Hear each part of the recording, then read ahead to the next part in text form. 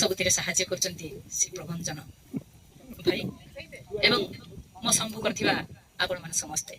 କବିତାକୁ ତୁମେ ଯୌବନ ବହ୍ନି ଅବୁଝା ମନର ତୃଷ୍ଣା, କେବେ କଳ କଳ ଘନ ଉର୍ମିଜଳ ପ୍ଲାବିତ କାବେରୀ କୃଷ୍ଣା,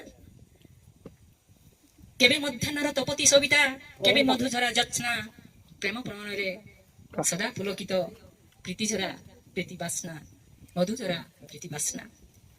ଆଜିର କବିତା, ମୋ କବିତାର ଶୀର୍ଷକ ହେଉଛି ମା। ମା ଶବ୍ଦର ତୁଳନା ନାହିଁ, ମା ଶବ୍ଦର ତୁଳନା ନାହିଁ, ସ୍ୱର୍ଗଠାରୁ ବଡ଼ ସେ ମୋ ପାଇଁ। ମାର ପଣତ ପବିତ୍ର ସ୍ଥାନ, ମାର ପଣତ ପବିତ୍ର ସ୍ଥାନ, ସେତିକି ଅବା ଚାରିଧାମ ସମାନ। ସନ୍ତାନ ହେଉଛି ମାର ପ୍ରାଣ, ସନ୍ତାନ ହେଉଛି ମାର ପ୍ରାଣ, ସେ ରାମ ହେଉ ଅବା ରାବଣ। ଭୋକିଲା ପେଟରେ ଦିଅଙ୍କ ଆଗରେ, ଭୋକିଲା ପେଟରେ ଦିଅଙ୍କ ଆଗରେ, ସନ୍ଧ୍ୟା କାଳରେ ତୁଳସୀ ମୂଳେ। ମଙ୍ଗଳ ମାନସୀ ଜାଳେରେ ଦୀପ, ମଙ୍ଗଳ ମାନସୀ ଜାଳେରେ ଦୀପ, ମା ଜଗିଥାଏ ତା ସନ୍ତାନର ସୁଖ, ମା ଜଗିଥାଏ ତା ସନ୍ତାନର ସୁଖ। ମାଟି ମୋର ଅତି ନିଜର ତାପରି କେହି ନାହିଁ।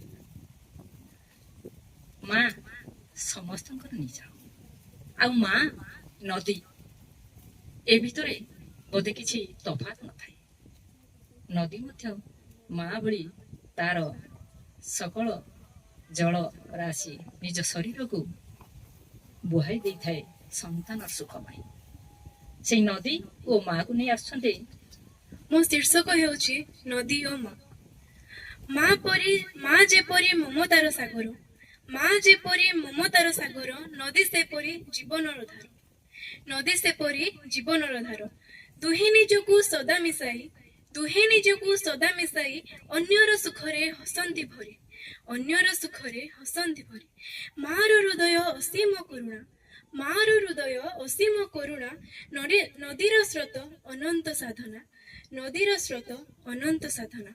ଦୁହେଁ ଆମ ପାଇଁ ଈଶ୍ୱରଙ୍କ ଦାନ, ଦୁହେଁ ଆମ ପାଇଁ ଈଶ୍ୱରଙ୍କ ଦାନ, ତାଙ୍କୁ ସମ୍ମାନ ଦେବା ହେଉ ଆମର ପରିଚୟ ମାନ, ତାଙ୍କୁ ସମ୍ମାନ କରିବା ହେଉ ଆମର ପରିଚୟ ମାନ।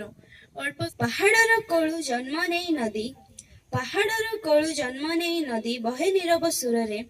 ମାର ମମତା ପରି ତାର ସ୍ରୋତ, ମାର ମମତା ପରି ତାର ସ୍ରୋତ, ଜୀବନ ଭରେ ସ୍ନେହ ସୁଖରେ, ଜୀବନ ଭରେ ସ୍ନେହ ସୁଖରେ। ମାର ଆଖିରେ ଅସୀମ ସ୍ୱପ୍ନ, ମାର ଆଖିରେ ଅସୀମ ସ୍ୱପ୍ନ, ନଦୀ ଜଳେ ନୀଳ ଆକାଶ। ଦୁହେଁ ଦିଅନ୍ତି ନିଜକୁ ଉଜାଡ଼ି, କେବେ ନ ରଖନ୍ତି ନିଜର ହିସାବ, କେବେ ନ ରଖନ୍ତି ନିଜର ହିସାବ। ହେ ମା ଇନ୍ଦ୍ରାବତୀ, ତୁମ ଜଳଧାରା ଆମ ଜୀବନର ଅମୃତ ଗୀତ। ହେ ମା ଇନ୍ଦ୍ରାବତୀ, ତୁମ ଜଳଧାରା ଆମ ଜୀବନର ଅମୃତ ଗୀତ। ତୁମକୁ ରକ୍ଷା କରିବା ଆମର ଧର୍ମ, ତୁମେ ହିଁ ପ୍ରକୃତିର ପବିତ୍ର ପ୍ରୀତ। ମା ଓ ନଦୀ ଦୁହେଁ ଏକ ସ୍ୱର, ତ୍ୟାଗ ସ୍ନେହ ପ୍ରେମର ପରିଚୟ। ମା ଓ ନଦୀ ଦୁହେଁ ଏକ ସ୍ୱର, ତ୍ୟାଗ ସ୍ନେହ ଓ ପ୍ରେମର ପରିଚୟ। ଏମାନଙ୍କ ଆଶୀର୍ବାଦେ ଚାଲେ ଜୀବନ, ଏହି ହେଉ ଆମ ସର୍ବଶ୍ରେଷ୍ଠ ବିଜୟ, ଏହି ହଉ ଆମ ସର୍ବଶ୍ରେଷ୍ଠ ବିଜୟ।